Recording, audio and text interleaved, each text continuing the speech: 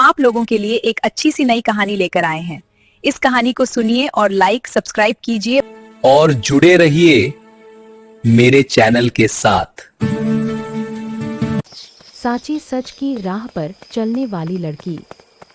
साची एक छोटे से पहाड़ी गांव में रहती थी। गांव छोटा था, घर मिट्टी के बने थे, रास्ते कच्चे थे, पर लोगों के दिल बहुत साफ थे। साची बचपन से ही अपने नाम की तरह सच्ची, सीधी और ईमानदार थी। उसका चेहरा भले साधारण था, पर उसकी आंखों की चमक से लगता था जैसे कोई खरा हीरा चमक रहा हो।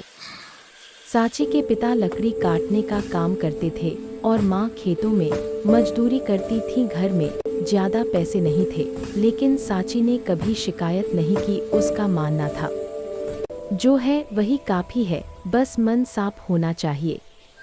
एक दिन की घटना जिसने सब बदल दिया।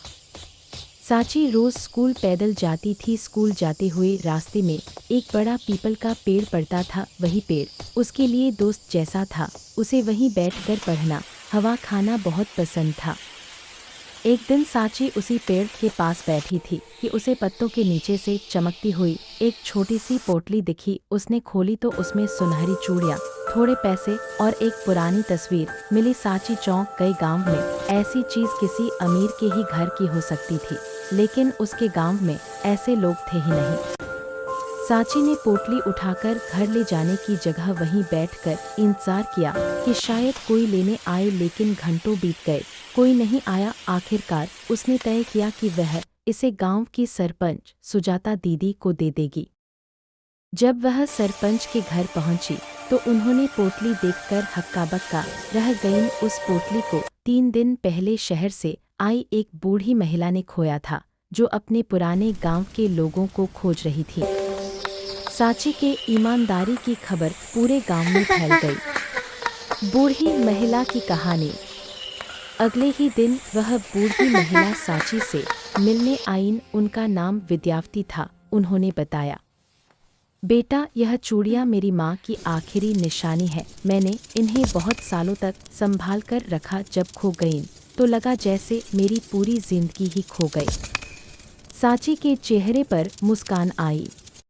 दादी, अगर यह आपकी है तो आपको ही मिलनी चाहिए। मैंने कुछ नहीं किया, बस सही काम किया।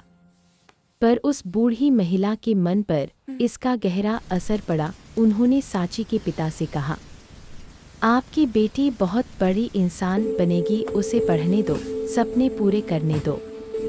साची का बड़ा सपना।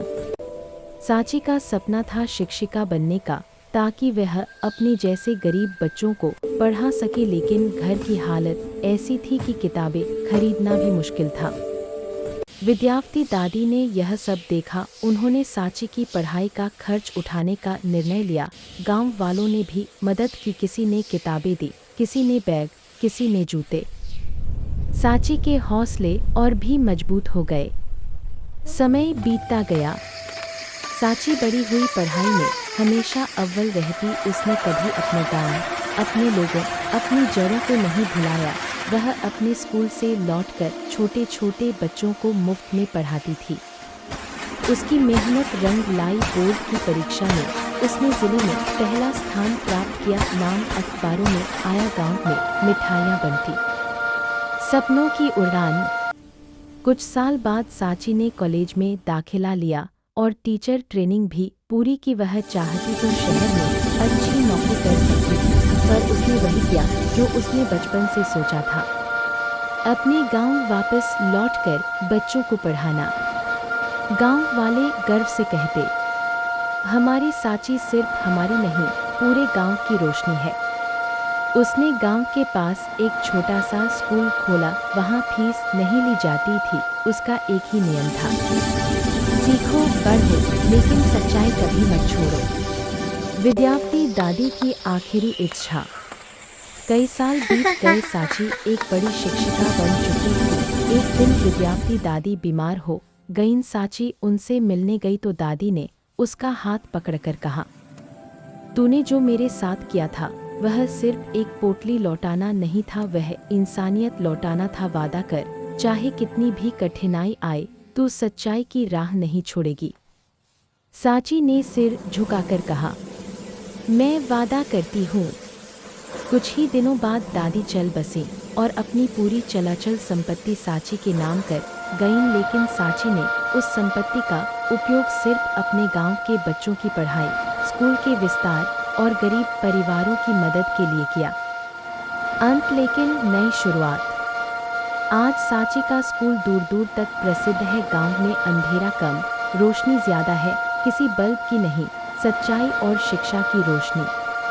लोग उसे सिर्फ साची नहीं बल्कि सच्चाई की मिसाल कहते हैं। और साची हमेशा मुस्कुराकर कहती है, अगर दिल में सच्चाई हो तो रास्ता खुद बनता चला जाता है।